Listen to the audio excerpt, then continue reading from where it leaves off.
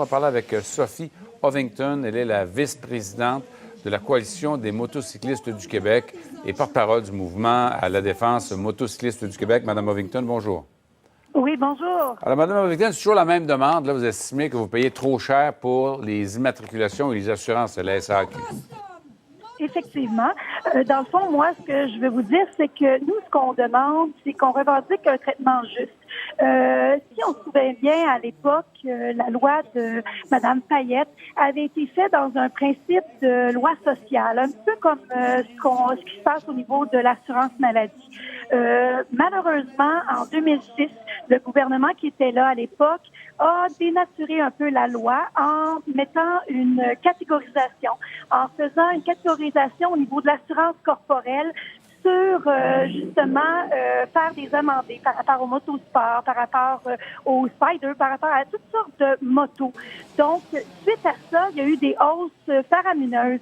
Puis c'est sûr que si on regarde, bien sûr, au niveau des hausses, dans le fond, elles sont plus ou moins justifiées. Bien, les hausses, Mme Ovington, elles reflètent les coûts, là. Je veux dire, à un moment donné, est-ce que c'est aux automobilistes et aux autres utilisateurs du réseau routier et même les consommateurs de payer pour les assurances et l'immatriculation des motocyclistes, là?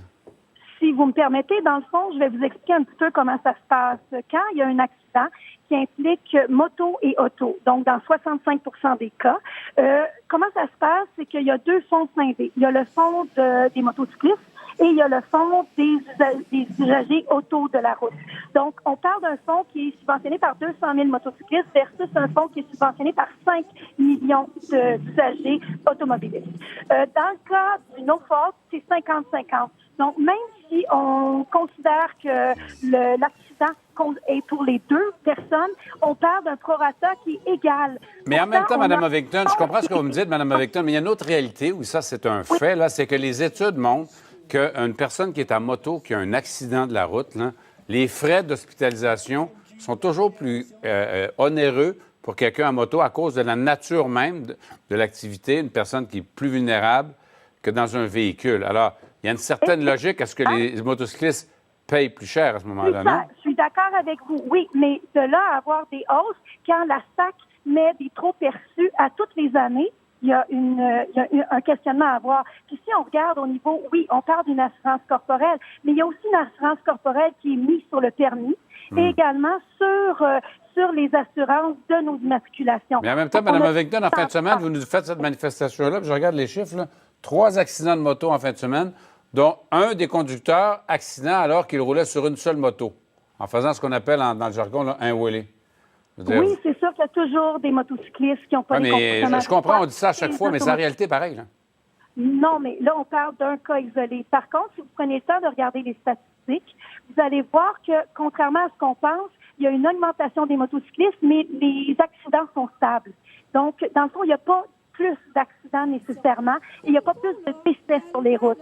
Mais les coûts restent toujours plus élevés dans le cas d'un accident qui implique une moto, Mme Ovington. Mais c'est sûr que si on regarde, on est conscient de ça, puis il y a peut-être moyen de trouver un amendement, une façon de faire, peut-être d'aller vers des incitatifs positifs, donc de trouver peut-être ceux qui ont des bons comportements. Moi, je pense qu'on est dans un contexte de solution. On a des belles ouvertures avec le gouvernement actuellement où ils sont conscients qu'il y a certaines injustices qui sont dans la loi. Et on se le cache pas, puis c'est pas seulement les motocyclistes, là. 11,7 milliards d'argent de trop perçus à la caisse de dépôt de la SAC. Il y a un questionnement à avoir. C'est pas censé faire de l'argent à la SAC. Sophie Ovington, on va s'arrêter là-dessus, mais je rappelle, vous êtes la vice-présidente de la Coalition des motocyclistes du Québec. Mme Ovington, merci beaucoup et bonne journée, là. Parfait. Au revoir.